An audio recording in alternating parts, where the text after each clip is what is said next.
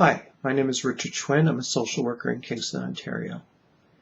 And this video is about workplace mobbing. In this video, I'll be drawing extensively from the work of Noah Davenport, Kenneth Westhuse, and Janice Harper. Workplace mobbing is a scourge on workplaces, an emotional disaster. Targets of workplace mobbing deteriorate, are confused, angry, bitter, and often end up disabled or dead. It's a bizarre group phenomena, different than bullying, where a group of people, probably good people for the most part, although including bullies and other people with very ill intention,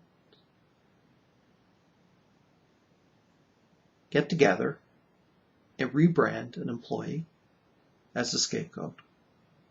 This individual will end up carrying all the problems of the workplace on their shoulders.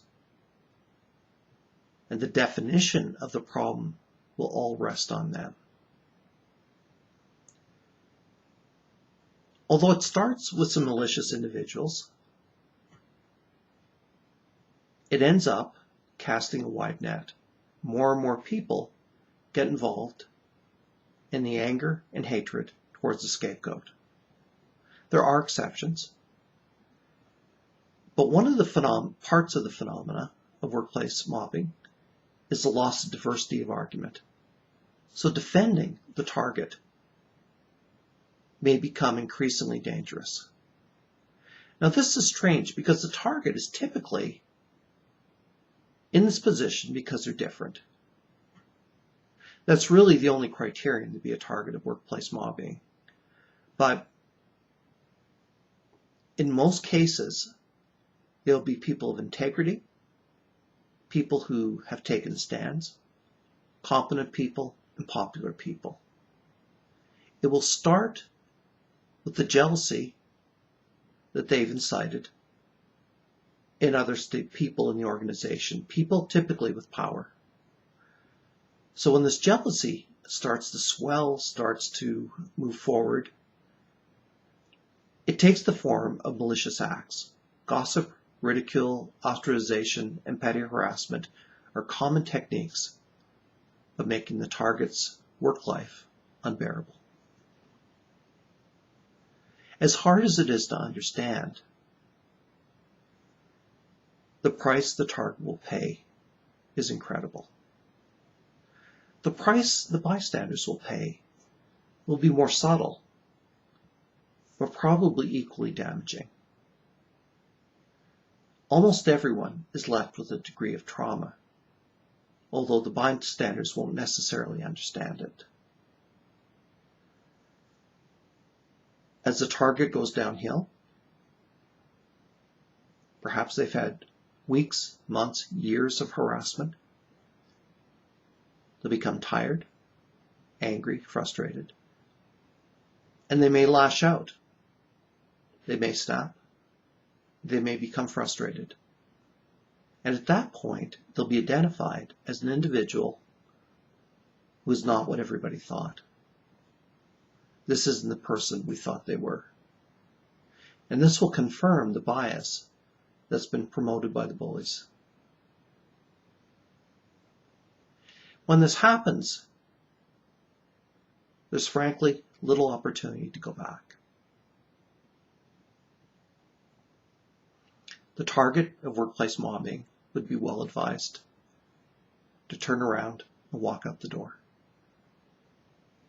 As counterintuitive as this is, certainly for targets because they're the kind of people who take stands for their rights. But as counterintuitive as it is, it's probably the right thing. The kinds of processes, the kinds of issues that arise after that have been called formal degradation rituals.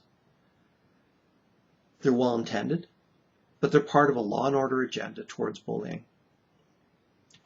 They're just as likely, in fact more likely, to turn against the target as to help them. In fact, there's very few targets who haven't been called bullies at some time or another. These very processes, especially where there's zero tolerance, could be turned against them. It's confusing and horrifying. In part of what's called the persecutory unconscious of groups. The target should probably walk out the door and begin what will likely be years of healing. The bystanders need to look inside and wonder what's going on. The organizational leadership should ask themselves, what price have we paid for this process? What price have we potentially paid in a good worker lost, in sick days, in blows to the workplace morale, in legal costs, and in expensive processes? Mobbing, like bullying, is destructive to the organizations. It is also part of a culture, and a culture that has to be changed. Think about the rumors. Think about the bizarre nature of what goes on. Think about the cost that's paid. Workplace mobbing is a destructive phenomenon. It can be addressed. Targets can be healed, and it can be prevented.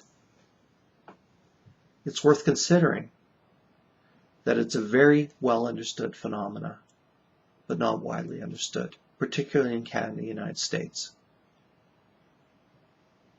There's many good people who've been mobbed, up to 5% of the working population.